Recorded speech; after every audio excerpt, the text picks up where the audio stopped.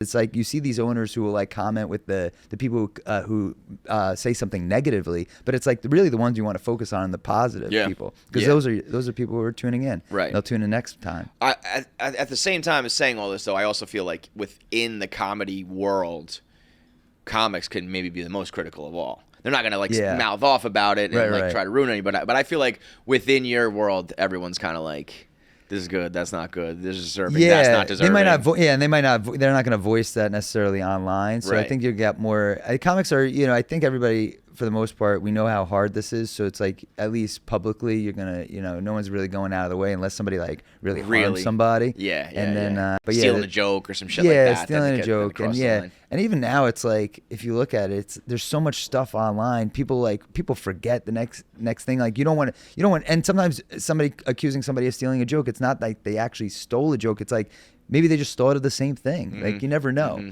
So it's like unless there's like so many multiple instances where this is happening, then you could be like, all right, this person is clearly taking when it's like a side by side and it's word for word and they were on tour with them or something like that. Sometimes people would be like, oh, I've heard that joke before, and it's like, well, and then it's like they'll like say it and it's in this clip and it's like, that's me. It's like, no fucking way. Yeah. It would be like that's someone has tried to tell you you stole a joke and then sent you a clip of your own shit. They would say no, that's not sent. They'll be like they'll be naming like where like the joke and I heard it there. I'm like that is me that said that at that comedy club. That sums it up perfectly. Exactly. That's unbelievable. So a lot of times there's no evidence, or it's like you never really know, or somebody could be like, I've heard that before, and it's like a premise, but a premise is a common thing. Like people think of the same thing. It just really depends on the direction. Yeah, I mean, especially now where it would be one thing back in the day where it's like you could really only get comedy at the clubs and the occasional like HBO special or something. For sure. Now it's like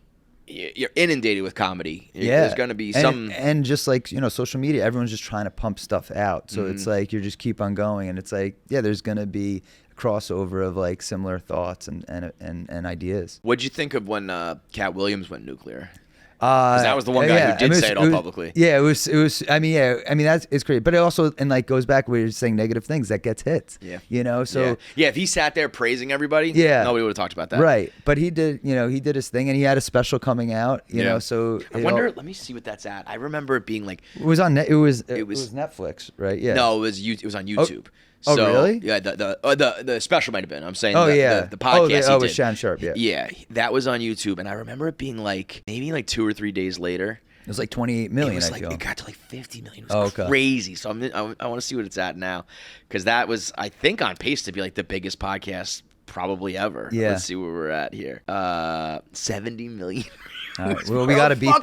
We got to beat that. Yeah. Everybody go click. You know, you're who I hate. All right.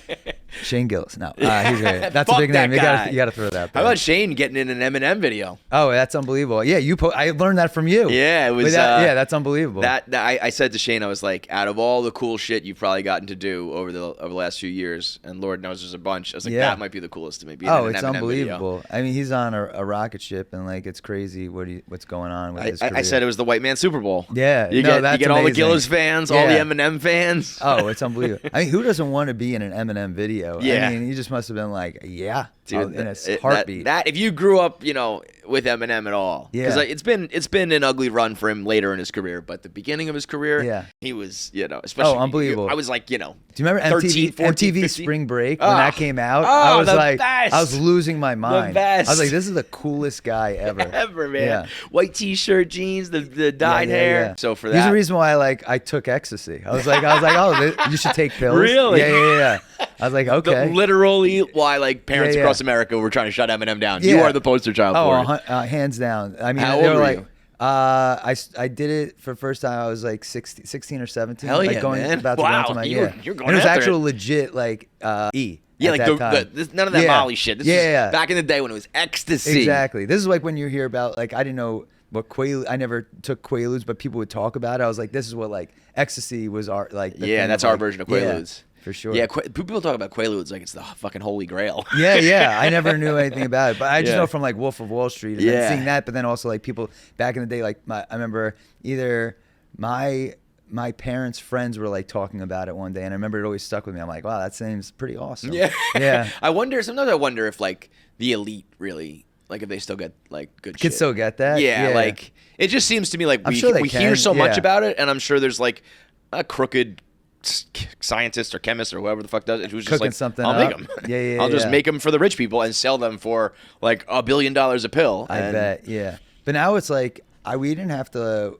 I mean, we weren't worried about like fentanyl and anything like that. Yeah, it was. I was like, I thought that was all that stuff like people ODing. Like, I mean, you're in high school and you know college. You think like all that stuff is like a myth. Like that's not gonna happen here. Like nobody's like mixing things in. No, you start. To I sold coke in college. Get the fuck out! And I did it because you I moved weight, Gary Vider? because I look like this, so I figured I could get away with it. So I did it for over 2 years. But yeah, but the flip side is like they could just fucking run you for your shit and take all your drugs and money. No. Well, so I was doing it because it was like I was in a fraternity, so I was kind of keeping it like in house between the fraternity, the so you were like the sororities. plug. Yeah, and then so I had that going for me, and then I did get robbed once, but it was when I wasn't at my apartment. So somebody like came in, they knew that my roommates and I were all away, so they knew to like break in. Oh, but so you just got your apartment robbed. You didn't get it and yourself, I didn't even get the drugs. Like nothing got stolen other than my laptop, which I just started writing like some jokes on it, and I was like so pissed that I lost that. Yeah, probably had some gems. You on could it. have maybe been like well, there goes my comedy career. Go full blown Yeah. Heisenberg. That could have been a pivotal